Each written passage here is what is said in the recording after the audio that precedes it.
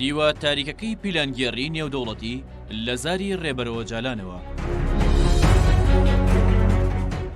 ڕێبەرەوە جالان دەڵێت پیلانگێڕی نێودەوڵەتی لە سەرەتاوە تا دوایی لەلایەن ئیسرائیل و ئەمریکا و یەکێتی ئەوروپا و رووسیاوە ئامادەکرا بە ڕەنگێک لە گاشەبەردەکانی ئیمڕاڵی بەندکرام و دووچاری چارەنووسێکی وەها کراوم ڕووداوەکانی میتۆلۆژیای پرۆمیتۆس لە چاویدا بەسەد ئاو شۆردراوەتەوە.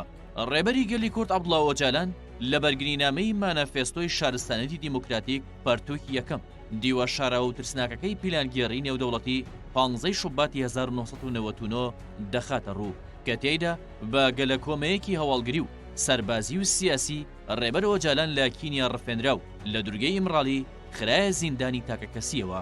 ڕێبەر ئۆجالان دەڵێت کاتێک منیان هێنایە دوورگەی ئیمڕاڵی یەکەمین کەس کە پێشوازی لێکردم ژنێکی 70 ساڵە بوو. ئەو نوێنەری دەستەی سەرۆکایەتی کۆمیتەی ڕێگرتن لە ئەشکەنجەی سەر بە کۆنسەی ئەوروپا بوو. هەر لە سەرەتاوە پێی گوتم تۆ لەم بەندیخانەیەدا دەمێنیتەوە، ئێمەش لە ڕێی کۆنسەی ئەوروپاوە چاودێری دۆخەکە دەکەین و هەوڵی پێشخستنی هەندێک ڕێگە چار دەدەین لەسەر بنەمای دووڕووی خیانەتێک لە دۆستایەتی کە هاوتاکەی یەکجار دەگمەنە. دەوڵەت نەتەوەی یۆنان کاتێک پەیوەندیەکانی لەگەڵ کۆماری تورکیا تەوەرەی بەرژەوەند پەرستی بۆ سەربار بوو، منی خستە ژێرچنگی ئەمریکا CIA-ەوە لە سەردەمی پاشاڕووت و خوداوەندە بێدەمامکەکاندا بە ڕەنگێک لە گاشەبەردەکانی ئیمڕاڵی بەندکرام و دووچاری چارەنووسێکی وەها کراوم. ڕووداوەکانی میتۆلۆژیای پرۆمیتۆس لە چاویدا بەسەد ئاو شۆرداوەتەوە. ماجەرای ئەو قۆناغەی لە سووریا ڕێگەی لە پێش دەرچوونم کردەوە.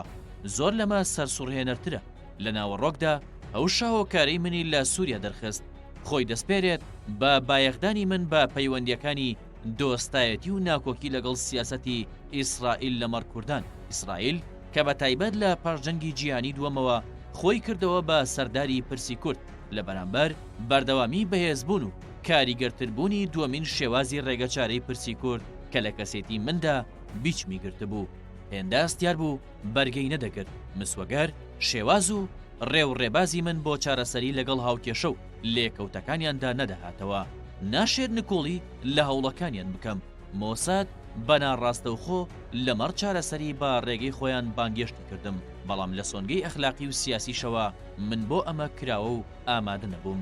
دەسەڵاتدارەتی عەرەبی سووریا هەرگیز نەیدەویست ئەو شێوە پەیوەندیە تێپەڕ بکات کە زیاتر تاکتیکی بوو. هەروەها دەزانرێت سەرکردایەتی حافز ئەسەد لە سایی نکۆڵی و ململانی نێوان هەژموونی ئەمریکا یەکێتی سۆڤێت لەسەر پێڕاوستا بوو. لەو قۆناغاستیارەی پاش هەڵوەشاندنەوەی یەکێتی سۆڤێت هاتە گۆڕێ لە دۆخێکدا نەبوو هیچ پەیوەندێکی تاکتیکی خۆی بپارێزێت. لە واتایەکدا هاوسەنگکردنی تورکیا بە من پەکەکە گەڕان بوو بە دوای وەڵامی هەڕەشەکانی دوای ساڵی 1950 کۆماری تورکیا لەسەر سووریا و پشتگیری بەهێزی بۆ ئیسرائیل. لەبەرەوەی پەکەکە لەو بارەیەوە ئامڕازێکی گونجە و دەرفەتی بە پەیوەندیەکانی تاکتیکی درێژخایەندا نەیان دەویست ئەوە ببینن کە ئەم پەیوەندیە دەبێتە ڕێگە خۆشکەر بۆ دووەمین جۆری سیاسەتی کورد. لەم واتایەدا گشت هەوڵەکانی دەسەڵاتدارانی تورک بێکاریگەر بوو. تەنانەت ئەم باسە کورتە نیشانی داد کە ئەو هێزە سەرەکیەی منی لە سووریا دەرپەڕان ئیسرائیل بوو، بێگومان بە پاڵهێزی فشارە سیاسیەکانی ئەمریکا و فشارە سەربازیەکانی تورکیاش. نابێت لەبیری بکەین لە ساڵانی 1950 بەدواوە ئیسرائیل ڕێکەوتنی نهێنی و ژێربەژێری لەگەڵ تورکیا هەبوو. دواتر ساڵی 1996 واژۆکردنی ڕێکەوتن نامەیەکی تریان لە ژێرناوی دژە تیرۆت بۆ پەیوەندیەکانیان سەربار کرد. بەمەش پەیمانی دژە پەکەکەیی ئەمریکا ئیسرائیل تورکیا مەیسەر بوو. لێرەدا دەمەوێت بڵێم تا مۆدرنەتەی سەرمایەداری شی نەکەمەوە کە لە پشت ئەو خانمە 70 ساڵیەی نوێنەری کۆنسەی ئەوروپایە و بۆ بەندیخانەی ئیمڕاڵی فەرمووی لێکردم ناتوانم بە شێوەیەکی دروست چارەنووسی خۆشم شی بکەمەوە.